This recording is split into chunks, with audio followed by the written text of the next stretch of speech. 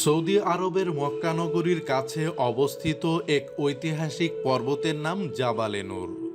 জাবালে নূর শব্দের অর্থ আলোর পর্বত বা আলোর পাহাড়। পর্বতটি মক্কা শরীফ থেকে ৬ কিলোমিটার উত্তর পূর্ব দিকে অবস্থিত এবং মসজিদ আল হারাম থেকে ২ মাইল দূরে অবস্থিত। এই পাহাড়ের চূড়ায় বিখ্যাত হীরা গুহা অবস্থিত। প্রতি বছর হীরা গুহা দেখতে এই পর্বতে ভিড় করেন দুনিয়ার বিভিন্ন প্রান্তের বিপুল সংখ্যক পর্যটক। বিশেষ করে হজের মৌসুমে হাজিদের পদচারণায় মুখর হয়ে ওঠে জাবালে নূর এলাকা। সমতল ভূমি থেকে পাহাড়ের উপরের দিকে প্রায় ২০০ থেকে ২৫০ ফুট রাস্তা গাড়িতে যাওয়া যায়। সেখান থেকে ৮৯০ ফুট উচ্চতায় হীরা গুহা অবস্থিত। হীরা গুহায় যেতে আরও প্রায় ১০০ ফুট রাস্তা পাড়ি দিতে হয়, কেননা পাহাড়ের চূড়া থেকে বিপরীত দিকে একটু নিচে অবস্থিত হীরা গুহা, তাই পাহাড়ের চূড়ায় উঠে তারপর গুহাটিতে যেতে হয়।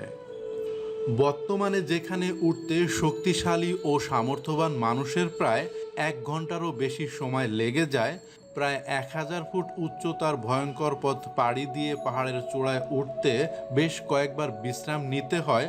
অথচ আজ থেকে ১৪৫০ বছর আগে জাবালে নূরের একেবারে চূড়ায় অবস্থিত হীরা গুহায় ওঠার জন্য এখনকার মতো রাস্তা ছিল না, কোনো সিঁড়ি ছিল না কোনো রেলিং।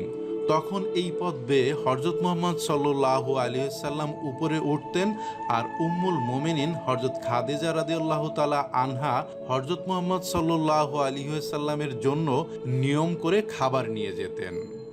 নবুয়ত লাভের আগে মহানবী সাল্লাল্লাহু আলাইহি সাল্লাম হীরা গুহায় ধ্যানমগ্ন থাকতেন। এখানে তার ধ্যানমগ্ন অবস্থায় লাইলাতুল কদরের রাত্রে পবিত্র কোরআন নাজিল হয়। আল্লাহ তাআলার নির্দেশে ফেরেশতা জিবরাইল আলাইহিস সালাম তার কাছে কোরআনের বাণী পৌঁছে দেন। অবতীর্ণ হয় সূরা আল আলাকের প্রথম ৫ আয়াত, যার প্রথম শব্দই ছিল ইকরা বা পড়ুন। হীরা গুহা ইসলামের ইতিহাসে একটি আলোচিত জায়গার নাম। ইসলামের ঐতিহাসিক নির্দেশনাবলীর অন্যতম। মানব জাতির মুক্তির দিক নির্দেশনা সম্মিলিত মহাপবিত্র আল কোরআন দুনিয়ার বুকে সর্বপ্রথম এই গুহায় নাজিল হয়, যে কারণে এই গুহার মূল্যায়ন এত বেশি। আমাদের ভিডিওগুলো আপনাদের কেমন লাগে তা কমেন্ট করে জানাবেন। ভালো লাগলে একটা লাইক দিয়ে সবার সাথে শেয়ার করে দিবেন। আর এই চ্যানেলে নতুন হলে সাবস্ক্রাইব করে বেল আইকনটি বাজিয়ে দিবেন, কারণ আগামীতে এরকম কন্টেন্ট আরও আসবে।